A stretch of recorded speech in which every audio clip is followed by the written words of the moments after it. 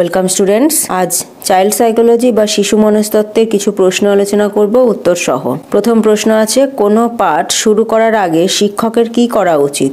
একটি ছাত্রকে দিয়ে অধ্যায়টি পড়ানো, অধ্যায়টি পাঠের উদ্দেশ্যে ব্যাখ্যা করা, অধ্যায়টির মধ্যের কঠিন শব্দগুলির অর্থ বলা, অধ্যায়টির বিষয়ে যেসব প্রশ্ন আছে সেগুলির উত্তর বলে দেওয়া। উত্তর হবে অধ্যায়টি পাঠের উদ্দেশ্যে ব্যাখ্যা করা। 2 নম্বর প্রশ্ন, কোন বছর NCTE আইন কার্যকর হয়? 1991, 1993, 1995, 1996। উত্তর হবে 1993। 3 নম্বর প্রশ্ন, একটি শিশুর সামাজিক উন্নতি বলতে কি বোঝায়? সমাজে শিশুর উন্নতি, দলগতভাবে শিশুদের বোঝাপড়া, ভালো সমাজ, সমাজে ভালো কাজ করা। উত্তর হবে দলগতভাবে শিশুদের বোঝাপড়া। পরের প্রশ্ন 4 নম্বর, বিদ্যালয় হলো সরল, পবিত্র এবং সঠিক ভারসাম্যপূর্ণ সমাজ। এই ধারণায় প্রবক্তা প্রকৃতিবাদীরা, আদর্শবাদীরা, মার্ক্সবাদীরা, বাস্তববাদীরা। উত্তর হবে বাস্তববাদীরা। 5 নম্বর প্রশ্ন, রুশো শিশুর জীবন বিকাশকে কটি স্তরে ভাগ করেছেন? 5টি, 4টি, 3টি, 6টি। উত্তর হবে 4টি। 6 নম্বর প্রশ্ন, বয়ঃসন্ধিকালকে পীড়ন ও কষ্টের কাল কে বলেছেন? Froebel, Maria Montessori, Rousseau, Stanley. উত্তর হবে স্ট্যানলি। 7 নম্বর প্রশ্ন, শিক্ষার অত্যন্ত গুরুত্বপূর্ণ কৌশল কোনটি? নিয়মিত ক্লাস, পাঠ্যসূচি অনুযায়ী ক্লাস নেওয়া, সহজ করে ছাত্রদের বোঝানো, ছাত্রদের মন ব্যবহার করে বোঝানো।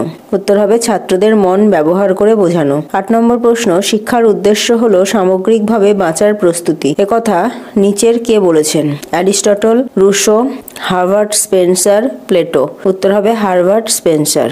9 নম্বর প্রশ্ন, শিক্ষা সংক্রান্ত ব্যাপারে স্যাডলার কমিশন কবে গঠিত হয়? 1921 সালে, 1919 সালে, 1917 সালে, 1920 সালে। উত্তর হবে 1917 সালে। নিচের কোন বিষয়টি জাতির মেরুদণ্ড হিসাবে চিহ্নিত করা উচিত? ধর্মীয় স্বাধীনতা, শিক্ষাগত যোগ্যতা, সাহিত্য সংস্কৃতি, অর্থনৈতিক সাফল্য। উত্তর হবে শিক্ষাগত যোগ্যতা।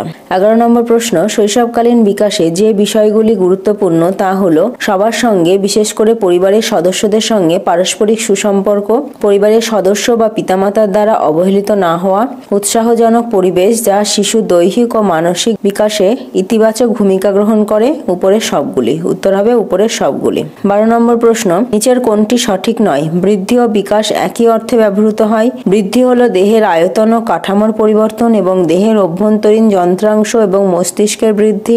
বৃদ্ধি হলো কারণ, বিকাশ হলো তার ফল। বৃদ্ধি ও বিকাশ উভয়েই পরিবর্তনের কারণ হলেও পরস্পর নিরপেক্ষ।